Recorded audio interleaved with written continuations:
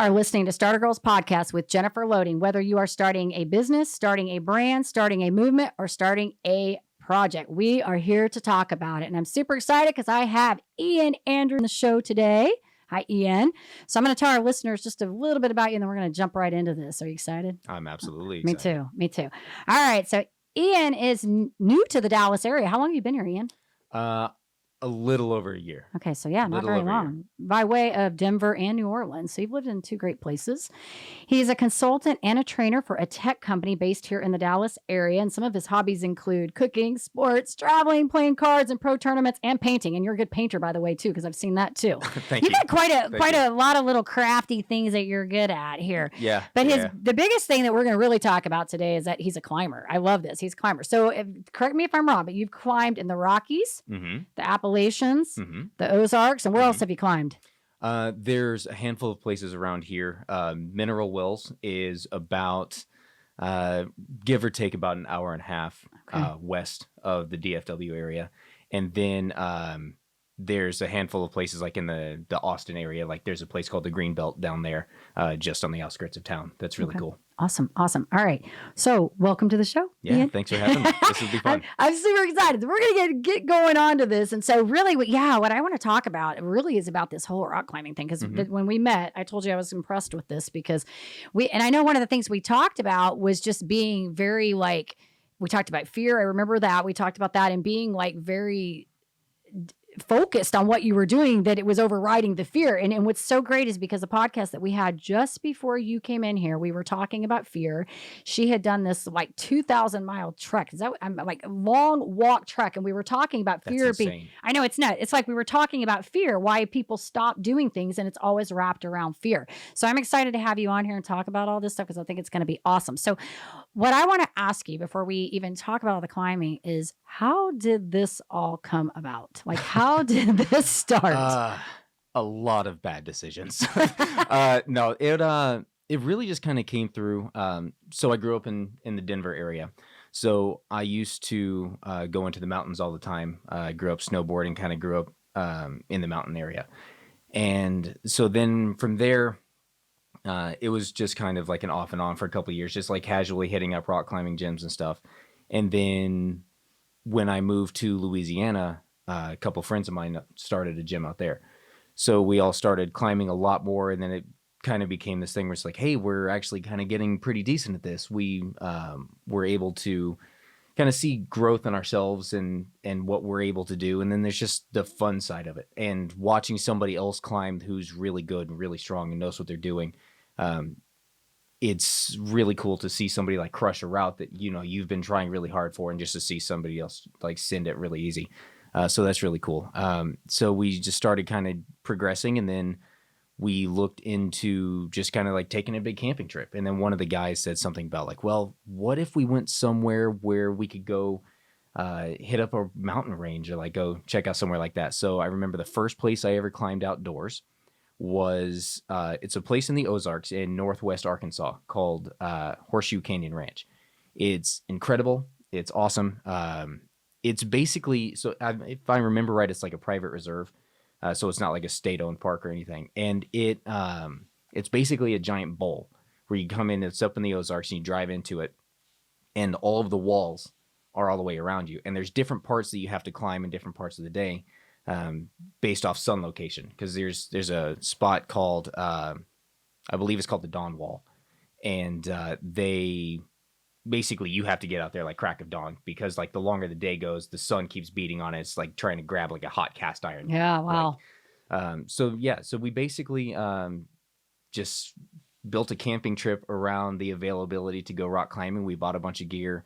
And then before we went and did that, we made sure we got certified for, because this is not something you want to just go pretend like you know what you're doing. All right. Bad things can happen really fast doing that. So we definitely wanted to make sure we knew what we were doing first, and then just kind of built a trip out of it. And it's just been a thing we've been doing for a couple of years now. So I love that. And so how often do you guys do this? Is this a every few months kind of thing that you guys do? Or weather permitting, yeah. Okay, okay.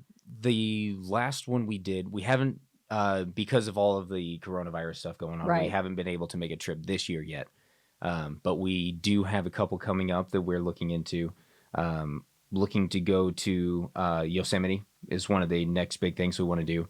And then there's also the chance of going back to Horseshoe, just because like that's a special spot for all of us. The climbing is really great there. And as many times as we've been there, we still haven't done all the climbs yet. Wow. So definitely looking to go back to there sometime this year. You're gonna have to tell us about this. Talk about your gear and all this, because right now what I'm thinking about is, I don't know if I told you this, but we went to the Grand Canyon in July, and it's a crazy thing because my kids were all like, "Let's go to the Grand Canyon," and I'm over there like, I hate heights. Like I hate heights, absolutely hate them. So, have you been to the Grand Canyon? I have, yeah. Okay. I was a little kid when I did it, but yeah, I don't imagine there's been a lot of changes. No. Yeah. It's a hole. Yeah, it's still there. A big hole. It's Yeah. a big, massive hole. Yeah. Well, they have this where you just kind of walk around it. That's on the top, right? You walk around it. Right. And like my kids, we get up there and I'm like, the entire time I'm walking around this, my heart is just like thumping. Like I'm feeling like it's like trying to pull me in.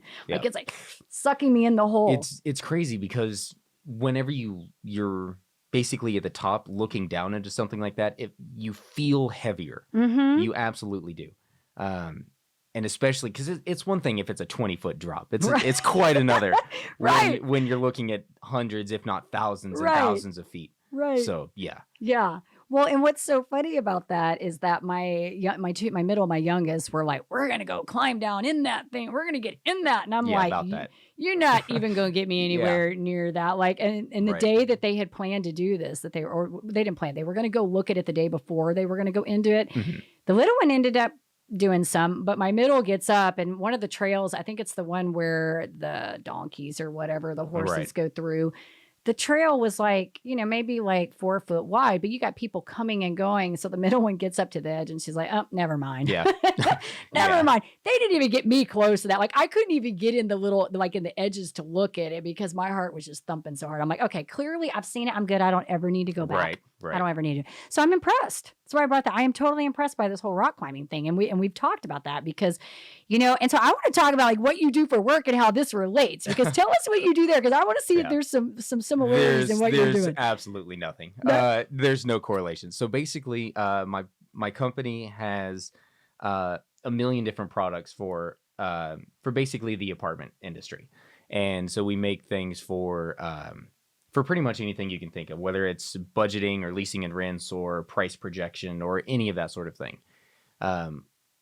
So we now have the single sign-on dashboard. So instead of logging in, if you have 9 products, you only have to log in once versus 9 times. They just quickly jump into your product. And I teach people how to use that single sign-on dashboard and get all their users migrated over for it. So I just spend time training all these upper end users in these client companies that they're trying to come over. I think what I was trying to figure out here is there was like technical stuff going on here. No. Okay. That's what I was trying to figure out. Was there any technical going on here? Because that you have to be technical and you've got to know things. And I think we talked about that when we met, because I was asking you about that, about the, when you're focusing, because you got to be very disciplined and focused on what you're trying to do. And if your mind is set on that, you're probably not thinking about like worrying about the other stuff because you're very focused on what you're trying to do and accomplish and getting to the next step. And so I want to talk about this, and you can show us some of it. He's got like a whole bunch of gear here. You can talk about, tell us about some of this stuff. I think this is awesome. Okay. So first things first, we'll start with the harness.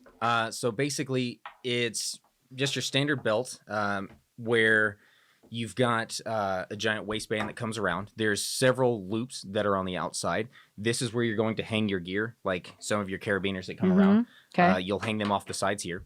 Then on the back side here, there's a hoop that you can clip your chalk bag into. Okay. So if you ever watch a climbing video on YouTube, you'll see like somebody like reach behind their back into that bag to get another chalk.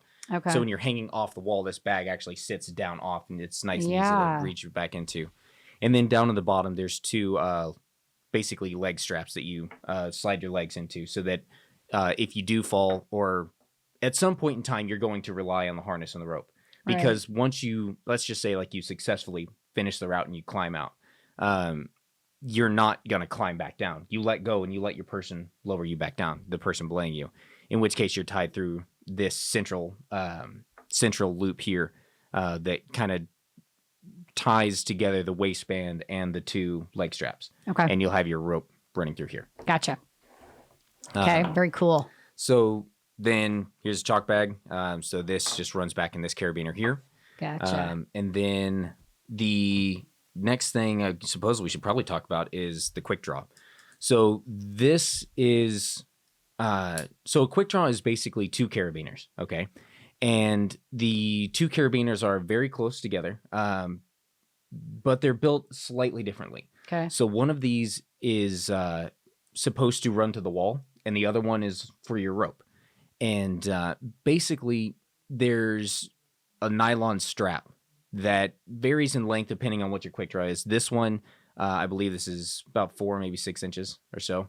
But there are also some that'll run like a foot and a half, just depending on the length that you need, depending on the route that you're climbing. Okay. So you'll wind up taking up some of these. So let's say if the route that you're climbing, let's just say it's 60 feet. Chances are you're looking at probably around 6 or 7 bolts that are already pre-drilled into the wall that are going to have some small round hooks. So you'll clip the one side of the carabiner into that hoop. Okay. And then the other side, when you go run your rope through it, this is where you have to really kind of keep your wits about you, because this entire process of clipping yourself into the wall, that's where things go wrong if you don't do it right. Okay. Because if you clip the wrong part of the rope in there, it prevents you from climbing up. So basically, like, the slack that you currently have is all the slack that you're going to get, and you're never going to finish the route. So that can lead to dangerous situations. Yeah. If you run the rope in through the carabiner the wrong direction, it's called back clipping. And it doesn't necessarily sound that bad, but if you have the rope run the wrong direction, and so say if you clip from this way, so if you start to fall, the rope pulls out through the top of the gate, unclips it, and the entire rope comes out. Now all of a sudden you turn a 4-foot drop into a 16-foot drop. Wow. So that's definitely a bad situation, because if you're only 20 feet up, but all of a sudden you have 30 foot of slack, yeah, you can figure out where that goes. So, right. So that's the thing. Wow. So you definitely have to pay attention to your clipping in the wall. Okay. And there's also a lot of communication that has to go with that as well, because the person that's letting the rope slack up while you're trying to climb, you have to communicate with them and let them know, hey, I'm clipping into the wall now. Gotcha. And they know to give you a certain amount of slack, but not too much, because you do need some slack to pull up. And that's obviously the most sensitive time in the entire climb, because as you're just normally climbing, they're just feeding slack as you go. You're basically pulling your own rope, at least to a degree. But once you're clipping, they have to be the one to work the rope for you. Okay. So there's a lot of communication that has to go there. Then as far as the person on the ground, there's several different devices. So with me today, I brought something called an ATC, and this will, so your belay partner will always have a harness with them as well. Okay. So you're both clipped in. And this central loop here that comes out the front of the harness will have a carabiner on it. So they'll be clipped in here, and they will have their the other side of the rope in through the teeth here. And then that also comes and basically mirrors this loop here of the ATC, and then it runs through this carabiner. So then as they're coming up, it's all about how you work the angles of the rope. So as you're going up, they just pitch it up and it's fine. But if they pull it down, the friction catches here in the top, and then it basically puts a brake on it and locks you in place. So if you do fall, as long as they've got it pulled down and they're tight and they don't let go of the rope, then you're going to be fine as well. Gotcha. And then the other device here is called a gree-gree, and it's very similar, but this one has basically it's a clutch on it. So it's an auto braking thing. So if the rope falls, or if you take a fall and you pull slack out of the rope, the other person, now not that you never necessarily would take your hands off the rope as a belay partner, but because that's just bad, it's unsafe, it's not a good idea. But if you were to with a gree-gree, assuming everything goes as planned, the slack will come out, it'll rock that up, and it'll pinch the rope in this back side of the gree here because it runs through a loop and up back this way. So it pulls back like this, it catches and pinches on the rope and sets a brake. And then to let the person down, this handle hinges forward and eases the braking on that rope. So it allows for slack to come down. Wow. Then as far as the other gear, obviously your shoes are going to be very important. These are certainly not your standard like Nike's, New Balance, whatever. Right. These, this is completely different. They don't look like that. Yeah, absolutely not. So this is borderline ballet slipper. Yeah. As far as the way it fits your foot, it's going to be very tight, very low profile. The walls of this shoe are almost negative. They're pretty non-existent. Yeah. But it's also pretty stiff. And the shoes are made out of very sticky rubber. So it allows for you to be able to step on the wall and not necessarily have your foot in a hole or on a hole, because sometimes the wall just comes straight up to a plane here, and you can do something called smearing, which is where you'll just put your toes on the wall and just try to flatten up and try and stick as much rubber material on the wall.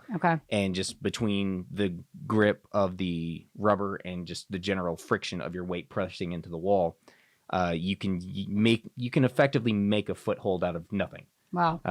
And that's something that's allowed by the shoe. And then it's going to be personal preference, certainly. But the climbing shoes, some of them have a big curve to them that turn downward, that look and feel very uncomfortable a lot of the time. So basically, a lot of them are like the same angle as like a banana. And then others will be just like super flat, like sitting on a table. So that part is just like personal preference. I personally like the more banana feel because I feel like I get more response and just a better feel of what's going on. So I can feel the rock underneath me without having to look down and be like, oh, hey, well, let's... Am I touching? Yeah. Wow. So that's just a personal preference. Yeah, a lot of good stuff there. So I have a question. So when you're doing these climbs, how many of there are you? Oh, man. That do this? Minimum 2.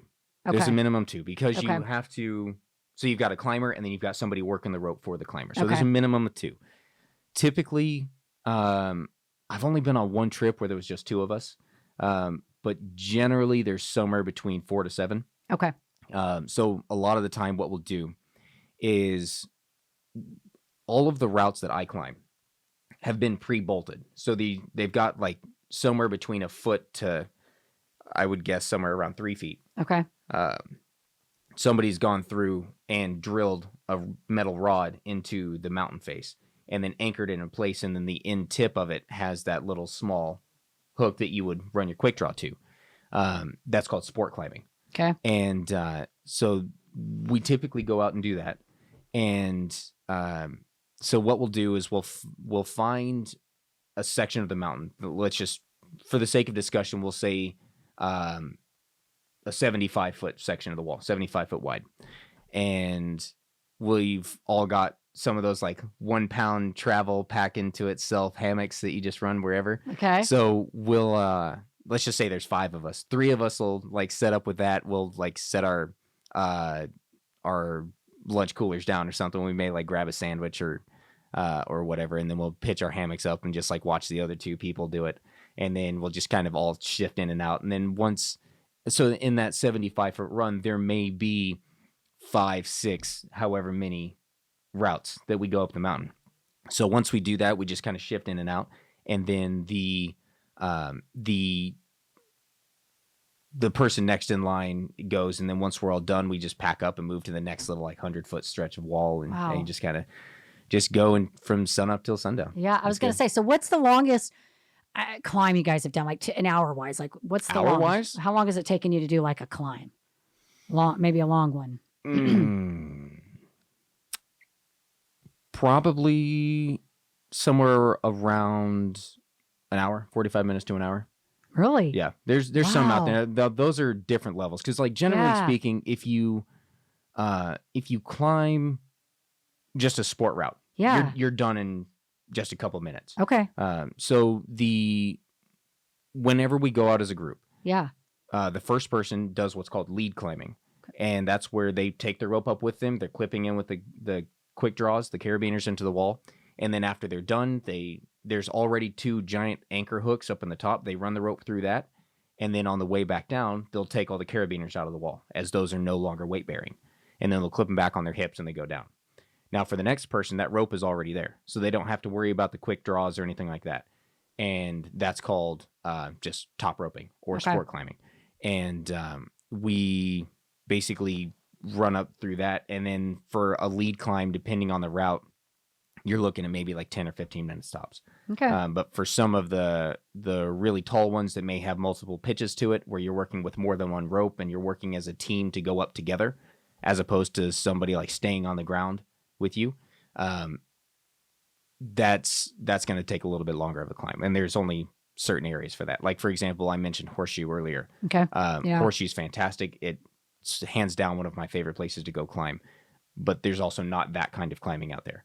So it's you kind of build your trip around what kind of climbing you're trying to do as well. Okay. I love this. So this is going to get me into my next question about the fear and what does the mindset look like? Because I'm listening to all of this and I'm just thinking, I'm impressed. I am scared. Like, I'm not going to do that. And I'm not going to safe keep you because I think it's awesome what you're doing. And I know that everybody has their thing that they're doing. Right. But the fear thing would totally get me. So I want to know what this mindset looks like when you're doing this. Like, is that even crossing your mind? Or are you just so, and I think I asked you this before, are you just so like focused on, I'm going to do this. I'm going to make this happen, and just tell me what that looks like for you. You know, it depends. So when you come into a certain climb, you know that there are different grades to it. So for example, whenever you're out in the mountains, things are generally graded on I guess you would call it a 5-point scale, where the lowest climb out there you're typically going to see would be 5.5. Okay. And that's super easy. You're borderline climbing stairs at that point. Toddlers, no exaggeration, you could get a small child out there to climb a 5.5. There's no real heavy technique involved. You don't have to be crazy strong or crazy athletic. It's as far as climbing goes, it's a very simple, very easy thing. Okay. Then that goes up to 5.9, and then starting at 5.10 is where you start to get letters involved. And that's where you start to get into more advanced climbing. So the difference between a 5.8 and a 5.9 is one level. But a 5.10A and a 5.10B is also one level. It's the same amount of difference between the two. So it's not like a 5.10A and a 5.11A are the same. There's a big jump between the two as far as difficulty goes. Okay. So your mindset, honestly, is going to come from knowing the route that you're about to try and climb. Because I've been climbing for a while, so if I went and tried to do a 5.5, I'm not going to think twice about it.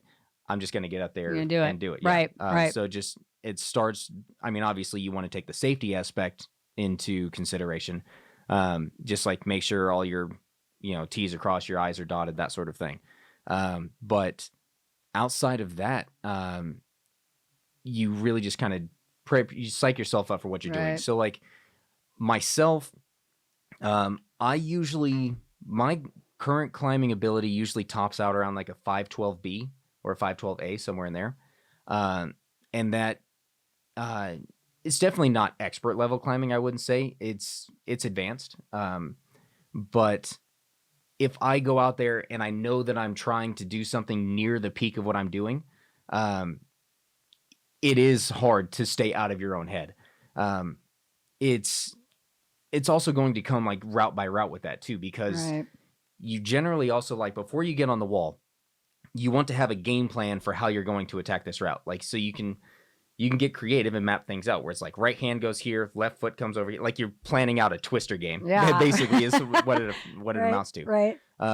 So if you come at it with a plan, that will take a lot of it out, because it's like, okay, I know what I'm here to do. I know what the task is in front of me. I can do this. I've done it a bunch of times in the gym.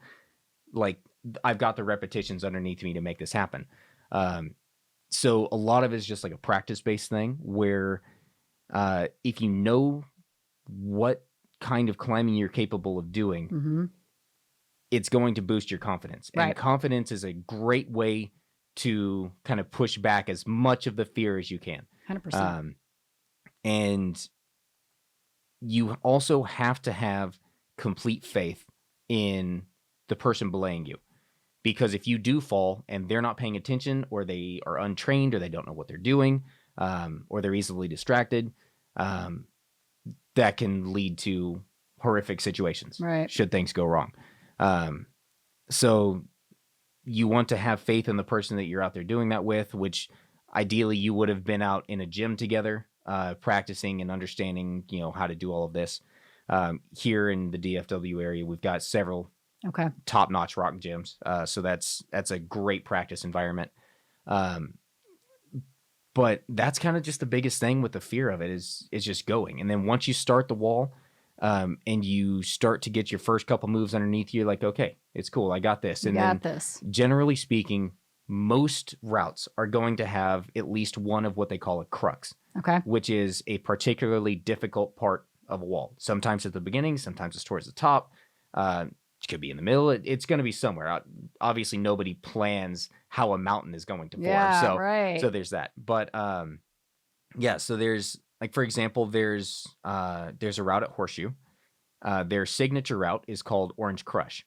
And it basically comes out to virtually a 90-degree angle.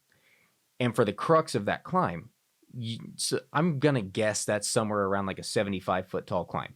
Well, somewhere around the 30-foot mark, you have to wrap around the other side of that 90, and because there's nowhere to grab on the left side of that 90-degree angle, which is called an arête in climbing when it comes to a peak. So on the left side of the arête, there's basically nothing. But on the right side, there's a few things. They're not good. And then you've kind of got like this ledge above you that you have to kind of like get a thumb in and press up. And it's the tension and compression of the strength between your feet and the pressure that you're putting through your thumb in the top of that roof that kind of keep you glued to the wall, pretty much. Okay. So spots like that are going to be the crux. So once you get to the crux, it's like, oh no, I've got to make sure this goes right. Yeah. And then I'm just going to try. You just got to send it, because like you have to come into each climb with the confidence that you can do this. Because you've done it a million times back home. This is going to be no different. You've already done 4 or 5 climbs today. They've all gone very well. No issues. Even if it's a lie, you tell yourself that you've done harder things than this. And like sometimes you just have to tell yourself that over and over and over again until you internalize it and believe it. And then once you start going up the wall and you start to internalize all these moves, and then you almost come into a sense of like being a robot. Like everything is just kind of automatic at a certain point. Once you get to the crux, it's hard and it's easy to get back into your head, but you just kind of just muscle memory your way all the way through it and then feel your way around. I love that. It was making me think about one of the guests that I had on our show before the holidays. She is an Olympic trial athlete, and she was talking about her tool belt, because that was one of the questions we asked, when you're at the start line with all these amazing athletes that are running in these Olympic trials, what is going through your mind? And she said, yeah, you're scared when you get there because you're up here with all these incredible runners. But she said, you rely on your tool belt. Yeah. That was her analogy. And I have not forgotten that, because it's so true. So when I'm listening to you, I'm literally thinking, tool about you're relying on, on so many levels. But I do agree with you. I think it is so much of that confidence that you build, and you just keep building that up and building that up, and you go into it with the experiences that you have. But I agree. I mean, I can, even though I'm never going to do that, I can totally understand the fear of something and doing it anyways. Right. And I am impressed and admire you for that. Well, thank you. Thank you. I think it's awesome. I think it's awesome. Yeah. So if somebody was going to start out doing this, what advice would you give to somebody if they were going to start wanting to really get into this rock climbing thing? What would you say? So the first thing I would do is suggest that somebody check out bouldering. So bouldering is basically it's climbing. Now, granted, I would not suggest bouldering outdoors first. I would suggest hitting up a rock climbing gym. Okay. Most areas, especially like towards like some of your bigger cities, here in the DFW area, we've got no shortage of rock climbing gyms here. So check out a rock climbing gym, and then check out bouldering. Okay. So bouldering is climbing with, you have no safety equipment. But that said, you're also going up like maybe 10 feet. And then you've got like a 3-foot thick padded mat underneath you. Okay. So there's no need for harnesses or quick Right. draws or ropes or anything like that. A lot of that is going to be basically solving a puzzle. For actually climbing with a rope, you've got a general set guided route, but bouldering, arguably, you've got a lot more room for creativity because the way that you climb versus I climb versus any of my friends climb, we all may grab the route differently Right. if we try to boulder. So my suggestion, if somebody wants to start climbing, go check out bouldering. Okay. Because that's without the need for a harness or a rope or anything like that. Your cost for entry is very low. Most rock climbing gyms, pretty much all of them really, are going to have rental equipment for you as well. So you can find out if this is even something you're that interested in. And then from there, if you do decide that you want to start getting into top rope climbing, take an orientation at your rock climbing gym. They can teach you there. And then if you want to really start taking it outdoors, that same rock climbing gym will also certify you and teach you how to do everything, like from tying your knots to making sure that you don't clip into the wall incorrectly, or you don't use the wrong part of the rope to clip in, or just proper communications between you and the person belaying you. All of it starts at your rock climbing gym. So go out there, check it out. Everybody's always super friendly. The rock climbing community is super great. So there's no issue with going out there and starting on the beginner routes, which use like how top roping uses like a 5 scale, where it's like 5.5, 5.7, 5.12C, whatever. Bouldering uses a V section. Okay. So like V0 is going to be your brand new toddler level climbing. And then you've got like V9 will be like Spider-Man might maybe be able to do that climb. So, great. just check out your rock climbing gym if you want to get in. That's awesome. Thanks for sharing that. All right. So I'm going to do some rapid fire questions. That's a lot of good information. Yeah. Like, that was a good, like somebody wanted to do, that was a lot of good stuff I'm there. almost afraid of like rambling too much. I'm sure. No, I've done it's that a all lot. good. I think it's like good information. Somebody that wants to take up rock climbing definitely needs to listen to this. It's good. I love it. I love it. Like I said, I'm not going to do it. That's only because I'm a chicken. Like, I just don't like heights. I'm but, telling you, you ought to come out with me. You don't have to go up on the rope. I'm not going to make you go up all the way up. Try bouldering. Let's go bouldering sometime. Maybe that. Yeah, maybe we could do that. All right, let's do some rapid fire questions here. All right. Let's do it. I'm ready. Morning or night person? Night person, hands down, not close. Okay. Cat or dog? You got a cat. I do have a cat. But that said, so I don't know. I've been involved in a lot of animal rescue, so I've got a really big soft spot for pit bulls. But I'm also pit bull. I love pits. Yeah. So I think we talked about that. Yeah. So I've got a huge soft spot for pits, but at the same time, I live on the 4th floor of an apartment. So about like a month and a half ago or so, I adopted a cat from the local shelter. That's awesome. Those are the best breeds. Hands I tell down. everybody all Hands the down. time, the rescue dogs are the best, and the rescue dogs and the cats are like the best breeds. Like, Can confirm. Yeah, Absolutely. I'm like always I'm in all these pages all the time, and I'm always like forwarding these animals. I'm like, please save these animals. I can't. They break my heart every time I look at them. All right, what is your favorite food? Oh God. Lasagna. I'll throw that out there. Lasagna. Yeah, I'll go lasagna. See, you're not from Texas. That's why. Because if you were from Texas, you would know it's Tex-Mex. Yeah, just no. Hard no. Hard no. Yeah. Tex-Mex is fine for what it is. I mean, I'm not going to like dog it. But chips and salsa, margaritas.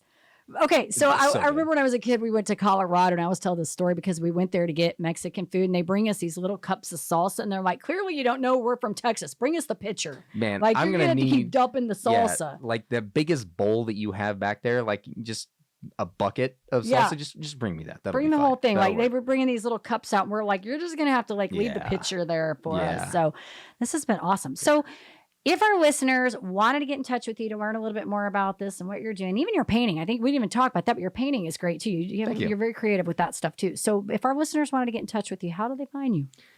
They can always find me on by email is fine. Okay. ianandrew1011@gmail.com. Okay. If anybody's listening to this that wants to go climb with me in the DFW area, I'm a pretty easy guy to go get in touch with, and I climb somewhere between 2 to 4 times a week. So I'm always happy to go out there, and then I'm still learning from climbers that are better than I am. And I've been lucky enough to kind of pick up some of that knowledge that I can pass on to some climbers that are aspiring to grow their skill level. So there's that. And Awesome. All right. And we'll be sure when this goes out, I'll put your contact information in there Okay, too. I'll cool. tag you all that good stuff so we Great. can get it in the right places. Great. All right. So with that, I want to say to our listeners, if you enjoy our show, please be sure to give us a rating both on iTunes and Facebook because we can't do this without you. And please subscribe to our YouTube page. We would appreciate you. And with that, I am going to wrap up with our mantra. It's a great day to be brave. You might as well start now. You have the power to change your circumstances any day you decide. Let today be that day. Rise up, be amazing, be you, do you. All right, you guys take care, be safe, and be kind to one another. And thank you, Ian, for being on the show. Absolutely. Thank you for having me.